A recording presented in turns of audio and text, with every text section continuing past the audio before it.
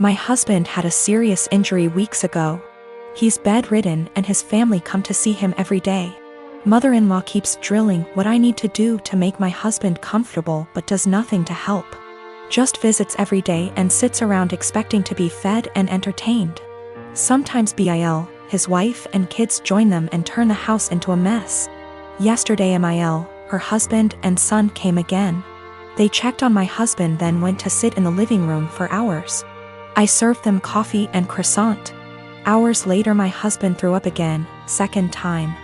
I had to take care of changing his clothes and cleaning the sheets to avoid infections. I was exhausted. I came downstairs and mother-in-law looked at me and asked, "Hey, where's our dinner?" I was shocked that after seeing me go up and downstairs many times and cleaning and bringing new sheets and running the washing machine that she'd expect me to prepare dinner.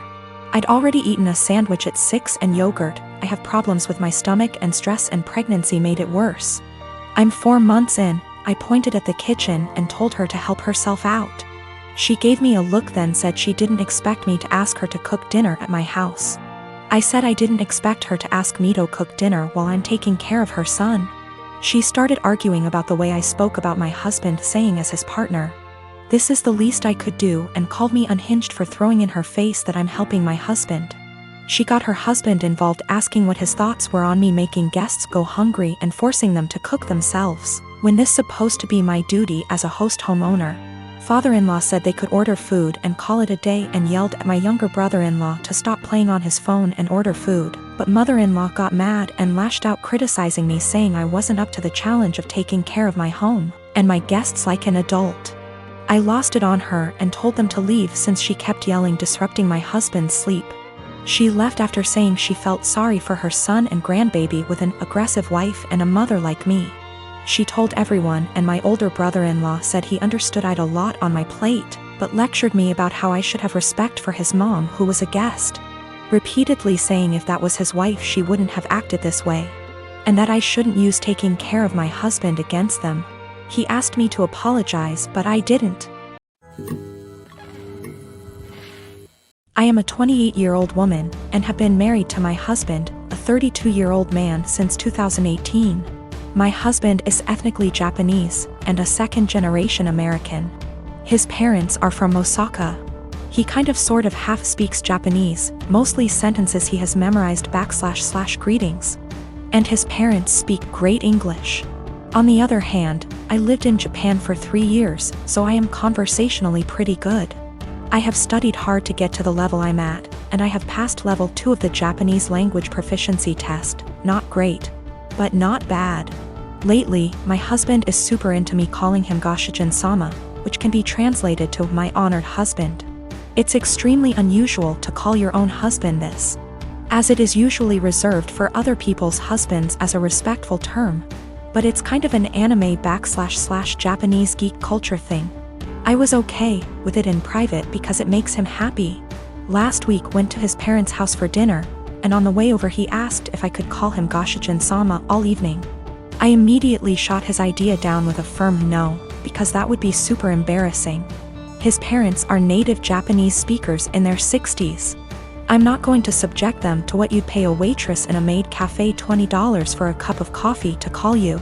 To be honest, I don't think my husband really gets how the phrase is properly used, despite his insistence.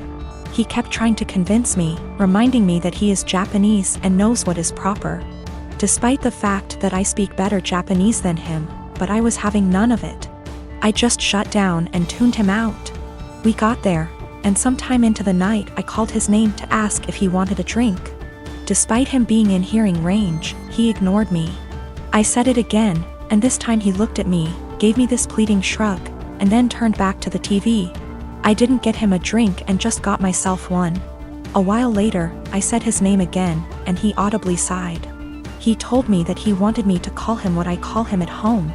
To which I responded I would most certainly not be calling him what I call him at home. This was all in front of his parents, by the way. On the car drive home, I told him that I wasn't going to call him Goshijin-sama anymore because he can't draw the line between fun playful couple stuff and his parents. He has sulked for the past week and I don't even know what to do. Normally I would not even consider the possibility that I was wrong here, but he's normally a very rational, reasonable, and respectful person. I feel like I'm being gaslighted and don't know what to do. My boyfriend and I have been together over a year and living together about 6 months. He's an extremely light sleeper. We never used to have problems, but I'm now on medicine that causes me to have more insomnia, so it's harder for me to fall asleep. Lately, we've gotten into fights because he's being absolutely unrealistic about any noise in general. I can't clear my throat quietly, sneeze or even yawn without him grumbling, groaning, or yelling at me at how loud I'm being. When I say yawn, I don't mean some exaggerated TV yawn, but literally the sound of me silently taking in and expelling air from my mouth 3-4x over the course of 2 hours sets him off. Sneezing is very rare and it's also quiet, but if I have to make any noise, I do it as silently as possible. But it's not enough for him. When I was extremely sick with the cold, he made me sleep on the couch because I was having a tough time sleeping without being able to actually blow my nose to breathe. But when he caught it a week later, I gladly let him sleep in the bed and helped take care of him when he woke up in the night because he wasn't feeling well. I've argued with him multiple times that it's unfair for him to expect absolute silence and be mad over the air he hears from a yawn, but he just shuts me down and tells me to be quiet because I've disturbed him from being right on the edge of sleep. I understand that when you're half asleep you're particularly grumpy, we've all been there. But it winds me all the way up that I already constantly have to cater to the way he needs tons of space. Meaning I have to sleep pencil straight all night or on the side not facing him if I want to move my legs at all. And then this sound thing. I've had previous BFs who were heavy sleepers that snored, made lots of noise, and honestly that bothered me less than constantly having to be alert to his needs. He says that earplugs don't work and he only likes to hear the fan, so white noise is out of the question. I don't want to go downstairs because then I'll just stay up, and I don't want to keep taking melatonin every night, but I'm this close to not renewing our lease together next year if things don't change. It also makes me feel like if we got married and had kids he'd just expect me to be up all the time dealing with the baby, so he can sleep, or complaining about his sleep, or if one of us was to have a chronic sickness that we'd have to sleep in different bedrooms, because of how selfish he is. My apartment complex didn't do traditional trick or treating on Halloween. Residents were advised to set out pre-packaged individual candy bags on their patios / front door areas if they wanted to participate, but the traditional knock on door, physically hand strangers candy was not permitted. So, Halloween comes and the kids are all dressed up and each building has a scheduled time where the kids go door to door. I ended up having to work late, so my neighbor offered to walk my kids around with hers at our building's scheduled time. About 45 minutes later my kids came home with a small bucket of candy. 6 little goodie bags each from individual apartments that participated. Everything was fine. And my kids didn't say anything weird had happened. They were just excited to eat candy once they got home.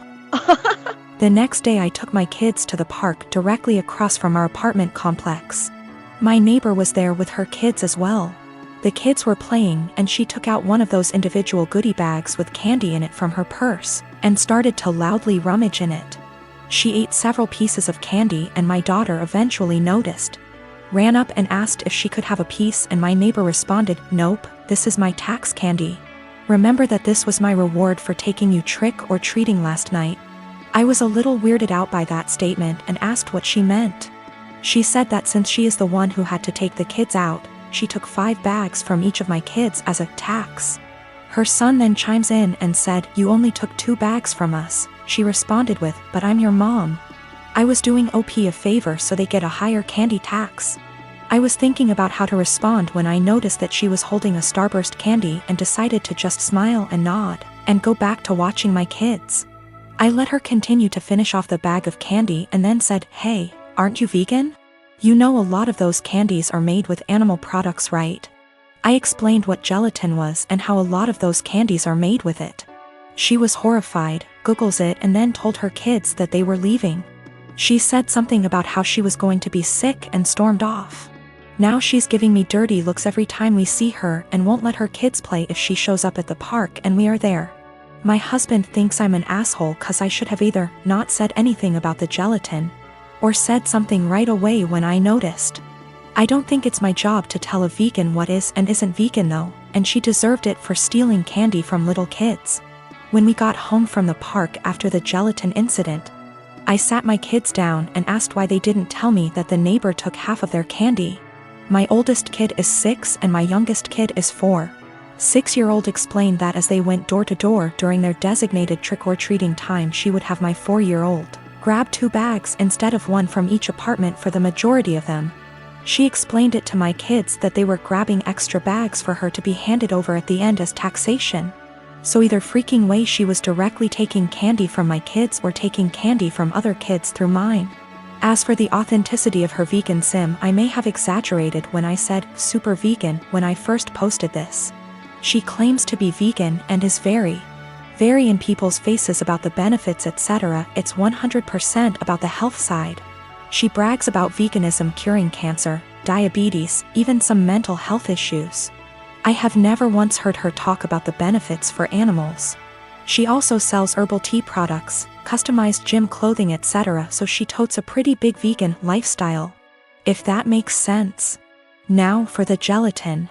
She knows what gelatin is, she knows what it's made out of, she knows that there are obvious things that she can't eat. But she had no idea that a lot of candy specifically had gelatin apparently. When I told her that they had gelatin in it, she knew what gelatin was but Googled the candies to see if I was correct.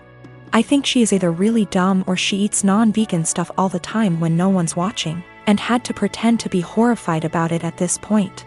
'Cause a lot of you guys have pointed out that you literally can't be vegan and not know these things. I'm not vegan, I'm not even freaking vegetarian, and I know these things.